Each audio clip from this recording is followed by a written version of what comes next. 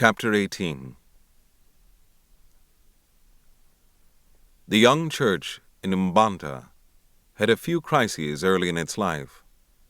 At first, the clan had assumed that it would not survive, but it had gone on living and gradually became stronger.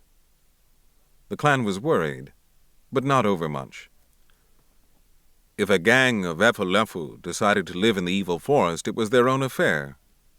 When one came to think of it, the evil forest was a fit home for such undesirable people. It was true they were rescuing twins from the bush, but they never brought them into the village. As far as the villagers were concerned, the twins still remained where they had been thrown away. Surely the earth goddess would not visit the sins of the missionaries on the innocent villagers. But on one occasion, the missionaries had tried to overstep the bounds. 3 converts had gone into the village and boasted openly that all the gods were dead and impotent, and that they were prepared to defy them by burning all their shrines. "Go and burn your mother's genitals," said one of the priests. The men were seized and beaten until they streamed with blood. After that, nothing happened for a long time between the church and the clan. But stories were already gaining ground that the white man had not only brought a religion, but also a government. It was said that they had built a place of judgment in Umofia to protect the followers of their religion. It was even said that they had hanged one man who killed a missionary. Although such stories were now often told, they looked like fairy tales in Mbanta, and did not as yet affect the relationship between the new church and the clan. There was no question of killing a missionary here, for Mr. Kiaga, despite his madness, was quite harmless. As for his converts, no one could kill them without having to flee from the clan, for in spite of their worthlessness, they still belonged to the clan. And so nobody gave serious thought to the stories about the white man's government or the consequences of killing the Christians. If they became more troublesome than they already were, they would simply be driven out of the clan. And the little church was at that moment too deeply absorbed in its own troubles to annoy the clan. It all began over the question of admitting outcasts. These outcasts, or Osu, seeing that the new religion welcomed twins and such abominations, thought that it was possible that they would also be received.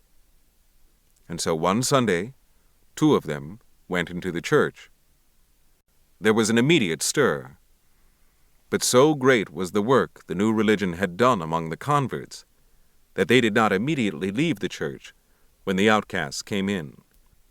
Those who found themselves nearest to them merely moved to another seat. It was a miracle. But it only lasted till the end of the service. The whole church raised a protest and was about to drive these people out when Mr. Kiaga stopped them and began to explain. "Before God," he said, "there is no slave or free. We are all children of God, and we must receive these, our brothers."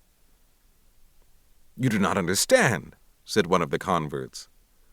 "What will the heathen say of us when they hear that we receive Osu in our midst? They will laugh." "Let them laugh," said Mr. Kiaga. "God will laugh at them on the judgment day. Why do the nations rage and the peoples imagine a vain thing? He that sitteth in the heavens shall laugh. The Lord shall have them in derision." "You do not understand," the convert maintained. "You are our teacher, and you can teach us the things of the new faith, but this is a matter which we know." And he told him what an Osu was. He was a person dedicated to a god, a thing set apart, a taboo forever, and his children after him. He could neither marry nor be married by the freeborn. He was in fact an outcast, living in a special area of the village, close to the great shrine. Wherever he went, he carried with him the mark of his forbidden caste, long, tangled, and dirty hair. A razor was taboo to him. An Osu could not attend an assembly of the freeborn, and they, in turn, could not shelter under his roof. He could not take any of the 4 titles of the clan, and when he died, he was buried by his kind in the evil forest. How could such a man be a follower of Christ? "He needs Christ more than you and I," said Mr. Kiaga. "Then I shall go back to the clan," said the convert, and he went. Mr. Kiaga stood firm, and it was his firmness that saved the young church. The wavering converts drew inspiration and confidence from his unshakable faith. He ordered the outcasts to shave off their long, tangled hair. At first, they were afraid they might die. "Unless you shave off the mark of your heathen belief, I will not admit you into the church," said Mr. Kiaga. "You fear that you will die. Why should that be? How are you different from other men who shave their hair? The same God created you and them, but they have cast you out like lepers. It is against the will of God, who has promised everlasting life to all who believe in his holy name. The heathen say you will die if you do this or that, and you are afraid. They also said I would die if I built my church on this ground. Am I dead? They said I would die if I took care of twins. I am still alive. The heathen speak nothing but falsehood. Only the word of our God is true." The 2 outcasts shaved off their hair, and soon they were the strongest adherents of the new faith.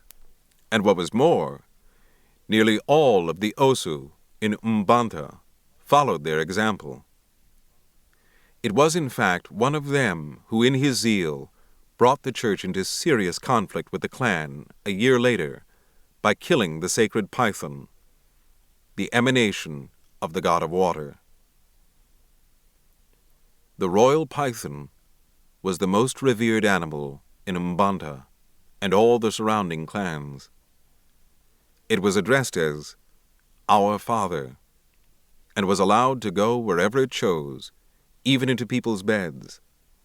It ate rats in the house and sometimes swallowed hens' eggs. If a clansman killed a royal python accidentally, he made sacrifices of atonement and performed an expensive burial ceremony, such as was done for a great man. No punishment was prescribed for a man who killed the python knowingly. Nobody thought that such a thing could ever happen. Perhaps it never did happen. That was the way the clan at first looked at it. No one had actually seen the man do it. The story had arisen among the Christians themselves. But all the same, the rulers and elders of Mbanta assembled to decide on their action. Many of them spoke at great length and in fury. The spirit of wars was upon them. Okonkwo, who had begun to play a part in the affairs of his motherland, said that until the abominable gang was chased out of the village with whips, there would be no peace. But there were many others who saw the situation differently, and it was their counsel that prevailed in the end. "It is not our custom to fight for our gods," said one of them. "Let us not presume to do so now. If a man kills the sacred python in the secrecy of his hut, the matter lies between him and the god. We did not see it. If we put ourselves between the god and his victim, we may receive blows intended for the offender. When a man blasphemes, what do? Do we go and stop his mouth? No. We put our fingers into our ears to stop us hearing. That is a wise action. Let us not reason like cowards, said Okonkwo. If a man comes into my hut and defecates on the floor, what do? Do I shut my eyes? No. I take a stick and break his head. That is what a man does. These people are daily pouring filth over us, and Okeke says we should pretend not to see. Okonkwo made a sound full of disgust. This was a womanly clan, he thought. Such a thing could never happen in his fatherland, Umwofia. Okonkwo has spoken the truth, said another man. We should do something. But let us ostracize these men. We would then not be held accountable for their abominations. Everybody in the assembly spoke, and in the end, it was decided to ostracize the Christians. Okonkwo ground his teeth in disgust. That night, a bellman went through the length and breadth of Mbanta, proclaiming that the adherents of the new faith were thenceforth excluded from the life and privileges of the clan. The Christians had grown in number, and were now a small community of men, women, and children, self-assured and confident. Mr. Brown, the white missionary, paid regular visits to them. When I think that it is only 18 months since the seed was first sown among you, he said, I marvel at what the Lord hath wrought. It was Wednesday in Holy Week, and Mr. Kiaga had asked the women to bring red earth and white chalk and water to scrub the church for Easter. And the women had formed themselves into 3 groups for this purpose. They set out early that morning, some of them with their water pots to the stream, another group with hoes and baskets to the village red earth pit, and the others to the chalk quarry.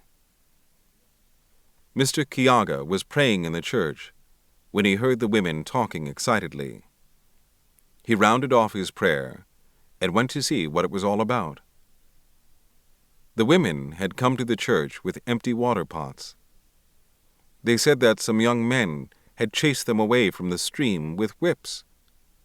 Soon after, the women who had gone for red earth returned with empty baskets. Some of them had been heavily whipped. The chalk women also returned to tell a similar story. What does it all mean? Asked Mr. Kiaga, who was greatly perplexed. The village has outlawed us, said one of the women. The bellman announced it last night, but it is not our custom to debar anyone from the stream or the quarry. Another woman said, They want to ruin us. They will not allow us into the markets. They have said so. Mr. Kiaga was going to send into the village for his men converts when he saw them coming on their own. Of course, they had all heard the bellman, but they had never in all their lives heard of women being debarred from the stream. Come along, they said to the women. We will go with you to meet these cowards. Some of them had big sticks, and some even machetes. But Mr. Kiaga restrained them. He wanted first to know why they had been outlawed. They say that Okoli killed the sacred python, said one man. It is false, said another. Okoli told me himself that it was false. Okoli was not there to answer. He had fallen ill on the previous night. Before the day was over, he was dead. His death showed that the gods were still able to fight their own battles. The clan saw no reason then for molesting the Christians.